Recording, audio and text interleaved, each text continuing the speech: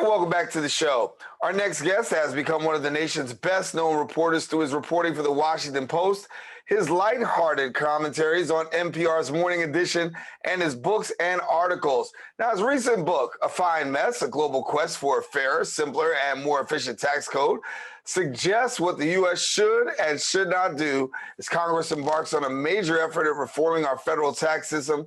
He travels around the world to solve the urgent problem of America's failing tax code. Joining us now to discuss more is journalist, author, and documentary filmmaker T.R. Reid. And T.R., good to have you, and we're glad to have you here with us here on the Social Justice Forums. Good morning. Great to be on your air. Thank you. Thank you, and thank you for taking the time to really talk about this here, because when we talk about the tax code, obviously a lot of people are concerned.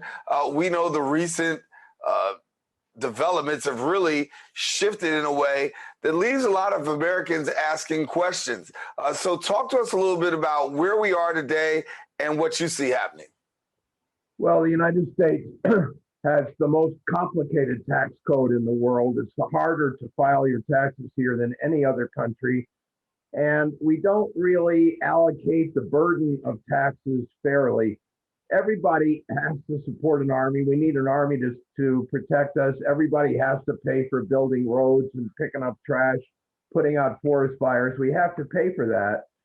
Most other advanced democracies ask rich people to pay a larger portion of that, either through an income tax or a wealth tax. If you have $50 million, they take $1 million of it every year in taxes.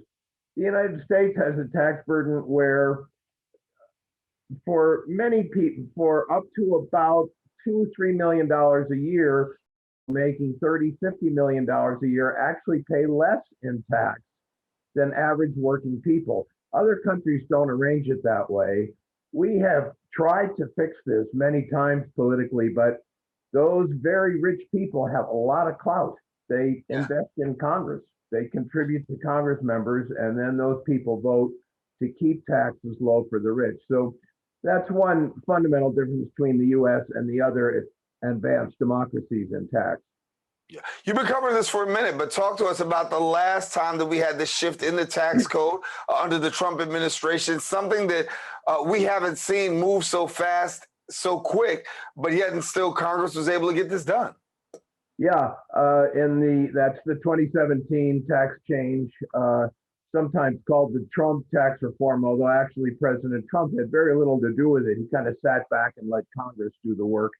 And that did, I have to say, that did eliminate some giveaways to very rich people. There's some good stuff in that bill, but overall, it increased the burdens on lower income people, particularly after 2026. That's when taxes go up for lower income people, and really made huge savings for those people making 10, 20, 40, 50 million dollars a year. They came out great under the Trump tax code. And as a result, the IRS, the US government, is taking in much less tax money than it used to. So the Trump tax code added $1.75 trillion to the national debt, which is interesting if you think about it, because Republicans generally have been pretty responsible about not running up debt, but they loved that tax bill so much that they just ignored the huge increase in debt that it caused. Yeah. Do you think for most Americans, I mean, given the fact that this new tax code really does not take effect until 2026, those particular at the lower rung, they're not going to get an opportunity to really see what it really, how it really plays out. It's almost like you're numb right now, but in 2026, get ready for the big bat to hit you. Yeah, well, what they did is they made taxes lower for just about everybody, but for lower income people, people at an average income, that goes back up in 2026. It's the rich people who got the permanent tax break. And the reason they did it that way was because of this huge deficit that they were running up with lower taxes. After X number of years, they felt they had to go back to the former higher tax rate, but they only did it for average earners. Rich people come out fine in perpetuity. Yeah. I think for most of us, we could say, shifting gears for a second, that healthcare, we talk about the issue of healthcare. Um, it seems as though like a no-brainer for a lot of people who aren't Americans. But when it comes to us, we still are scratching our heads to finding ways to make affordable healthcare for all. Give me your perspective on where we are as far as our healthcare and compare it to the world. Yeah, well, as you know, Darren, I went around the world talking to health ministers, prime ministers, economists, doctors, patients, all the other advanced democracies in the world, countries like us, high-tech industrialized democracies. There are about 35 of them in the world, and every one of them provides health care for everybody, all but one. The United States is the only one that doesn't provide health care for everybody. At the moment, we have about 30.5 million Americans with no health insurance. And that, A, it hurts their health, but B, it's also more expensive because when those people need a doctor, they go to the emergency room. That's the most expensive possible place to provide health care. And it doesn't really provide long-term engagement with the doctor. When I went around the world, I would say to people, gee, why did you decide to provide health care for everybody? And the first answer I always got was, why don't you? I mean, the US is the strongest, richest, freest country in the world. We are number one in many areas, but in terms of providing health for people, the US is a fourth-rate power. There's an organization in New York, the Commonwealth Fund, that issues report cards to different countries. And the US constantly ranks last or second to last among the rich countries in health outcomes. We don't live as long as people in Germany, France, Japan, South Korea. So we pay twice as much for healthcare as other rich countries, but we get a lot less in return. Yeah. So you decided to write about it. You got a book, The Healing of America. And I want you to get an opportunity to share with our viewers a little bit about what was behind the book and what people could expect. Yeah, I was a foreign correspondent, as you said, for the Washington Post and NPR. When we lived in America, I have 3 kids. One of my daughters had what's called otitis media. It means earache. She got regular ear infections. And we would go to the pediatrician and she would say, yeah, she's got an ear infection. I'll give her a shot of penicillin. That would fix it. And in America, that costs, $120 to $180 for that visit. We moved to Tokyo, Japan. My daughter got an earache. We took her to the doctor. He said, oh, she has an ear infection. I'll give her a shot of penicillin. He gave her the shot. You know what the bill was? $4.80. This cost $120 in America and $4.80 in Japan. So I said, gee, how can they do that? And the Japanese have much better health outcomes than we do. They cover everybody. They charge almost nothing, and they're much healthier than we are. So I went to my publisher, Penguin Press, and said, hey, I got a great idea. I'm going to go around the world and see how these other countries manage to provide good health care at low cost. And my editor, Ann Godoff, great famous editor, she said to me, oh, gee, health policy, those health policy books, they never sell.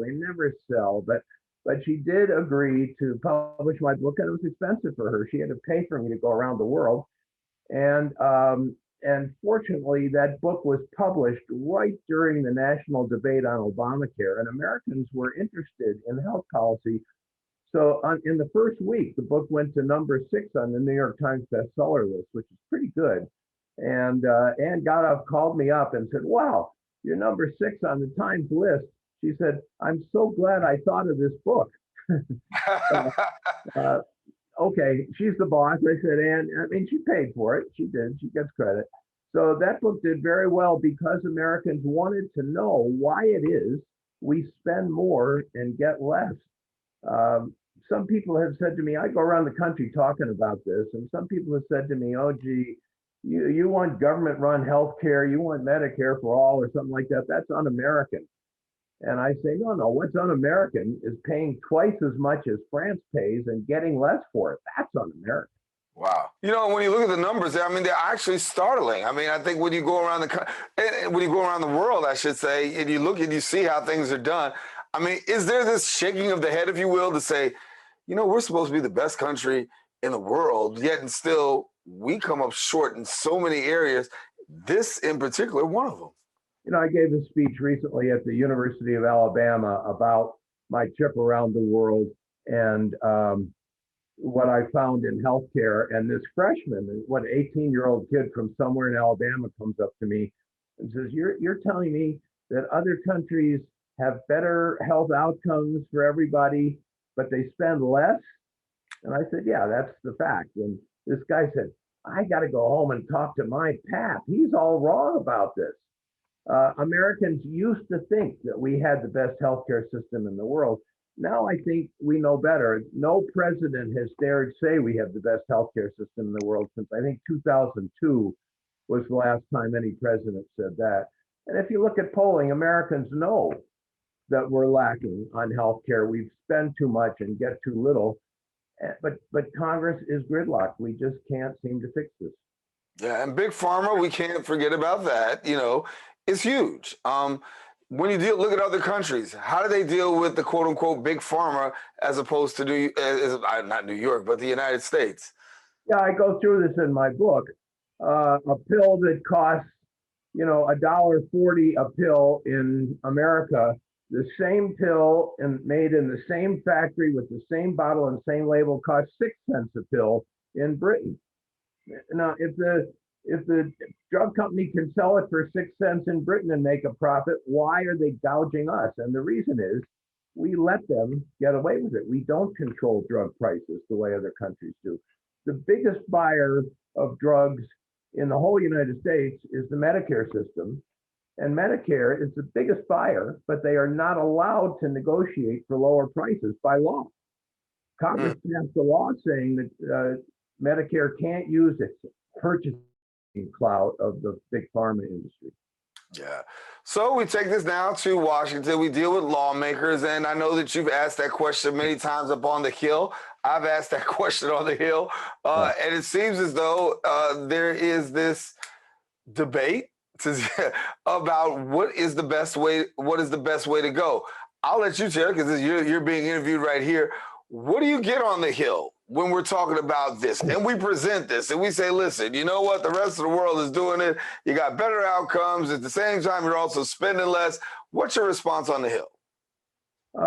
Even Republicans, the most conservative Republicans, will tell you they think we ought to provide health care for everybody, a decent, it's a moral imperative. If your neighbor is sick, if your neighbor has hurt his leg and can't get to school, doggone it, let's get health care for that person and give them a chance. I think everybody in Congress understands the moral requirement to care for our fellow citizens and provide them health care, but they just can't agree on how to do it. Some people say, oh, gee, if the government would just get out of the way, we could solve this problem. But, that's not true. The government has gotten out of the way for the last 50 years, and the situation has gotten worse. And then some people say, yeah, we really need to make laws to provide health care for everybody. But the problem is, in the current system, as I said, with 30.5 million people with no health insurance, there are some big winners. Drug companies, for-profit hospital companies, and health insurance companies, they're doing fabulously well in the current system. So they fight change. So give us where you see things going now. I mean, obviously, the debate continues, the war continues. We got a lot of different things happening across the world right now and world news. Where do you think all of this is going to play out by way of taxes and healthcare? Are we going to even be able to address this effectively, given the fact we've got Afghanistan we're talking about, COVID we're talking about? How are we going to look at this? Well, I think eventually the Biden administration is going to come around to healthcare. Certainly, President Biden, when he was a candidate, said he was going to work on healthcare. One of his proposals that I think would really help is he wants to lower the age when people qualify for Medicare. Medicare is the government-run insurance program where you get your insurance from the government, but the doctors and hospitals are still private. Currently, that starts at age 65. He's talked about lowering the age of that to 60. This would be very, very good because insurers don't want to cover people over between 60 and 65. They get a lot of illnesses, and those people need health care at a reasonable cost. I think that one might pass. I think the insurance lobby might let that pass. And if that happens, maybe 5 years from everybody would like it. People on Medicare often say, regularly say, it's the best insurance they ever had. If that happens, maybe we would lower the age to 55, to 50, to 45, and gradually we'd get everybody in America covered. That's one possible approach. Another approach, which we see in several states, is some kind of limit on health insurance premiums and deductibles. So the insurance companies would stay there, but they'd have less ability to gouge you on the premium or to make you pay most of the bill. So these changes are kind of pending because clearly Americans know that we're getting shafted by our healthcare industry. We pay too much and get too little in return, and they're demanding change.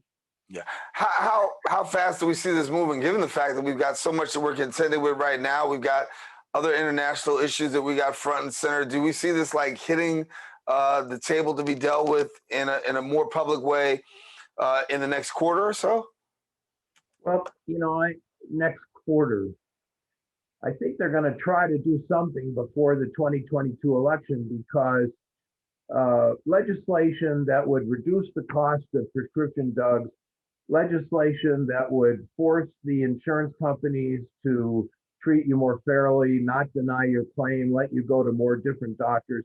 Those are all very popular. So I think if those come up in the months leading to the 2022 election, several of those proposals could pass. And as I said, Biden promised big change when he was running for president. So I think he's going to feel an obligation to produce something before the next by-election.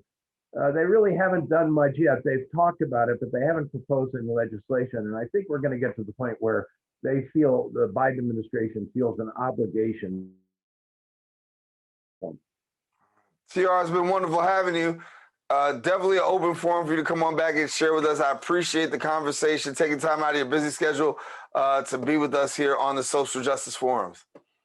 Daren, it's a good show. I'm delighted to be on your air. Thank you. All righty, TR Reid, our guest. Thanks much. And listen, we got to take a quick break. We got more show. Please don't go anywhere. We will continue our conversation on the Social Justice Forums.